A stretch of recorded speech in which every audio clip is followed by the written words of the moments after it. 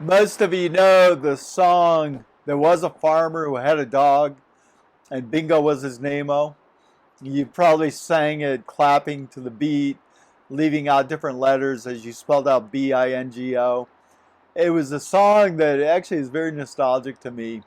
Growing up, my childhood dog was a dog named Bingo. He was a Springer Cocker Spaniel mix. He was black and white in color, and he had this soft, silky, curly hair. He had those long, floppy ears. He was a great dog and a wonderful childhood memory. My dad wanted to be a farmer, and the home where I grew up in reflected that. In the front of our house were woods and fields. We had very few neighbors. Behind the house, there were more woods and more fields. And Bingo and I would spend a lot of time, days on end, going through the fields and just playing and exploring. Sometimes when Bingo would come home from exploring, he would have his snout full of porcupine quills. And I remember my mom, who was a nurse, taking her forceps and pulling the quills out of Bingo's nose. That was only on occasion. What Bingo came home full of every time, though, were burrs. The field surrounding my parents' house was full of stick-tights and burdock. Burdock's a weed that grows, and it grows a seed pod that's like a marble, but the marble is covered all over by burrs. And in fact, they were so common around my parents' house that we would go as kids and collect handfuls of these, and we would build creations with them, kind of like people do with Legos. Every time we went walking in the fields, you'd have to pull burrs out of your socks and your pants, and that wasn't too bad. The hard part was pulling the burrs out of Bingo's hair and his fur. They get snarled up under his ears and in his neck. It was really challenging. There's a Bible teacher that I was listening to that he was teaching from Romans chapter 12. And Romans chapter 12 verse 9 says, "Let love be genuine, abhor what is evil, hold fast to what is good." The phrase "hold fast to what is good" is often translated "cling to what is good." That's what the burrs did in Bingo's fur.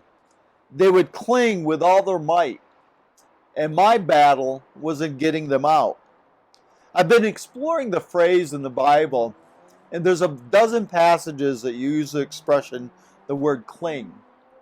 To me, cling was all negative because it meant the work of getting the burrs out of Bingo's hair. But cling is really a neutral term. What matters is the object to which we cling. Negative things are like burrs with hooks that cling in our head and our heart, and they pull us away from God, but also away from other people. Paul says we're to abhor them, to strongly hate these things. Instead, we're to cling or hold tightly to what is good. In my mind, the image of a small child with their arms wrapped around their parent, clinging to their parent, comes to mind. There's no room for anything to go between them, either physically or even emotionally. This sense of clinging, there's no space. As you read the passage in Romans 12, Paul doesn't say what the good is that we're supposed to cling to. It appears to be a form of love with which we're commanded to be genuine in our behavior. The verses that follow it say it's supposed to be with others, it's supposed to be with honor, it's supposed to be with zeal and fervency of the Spirit.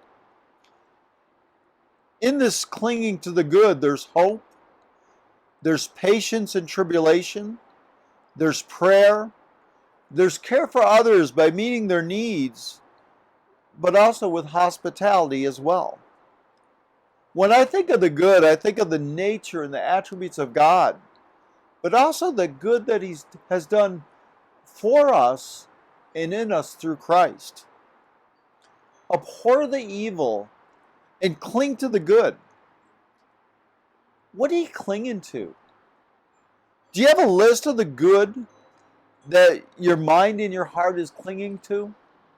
Make a list that you're constantly adding to and reviewing. and going over and over. It's actually a life-changing spiritual discipline. Abhor the evil, cling to the good.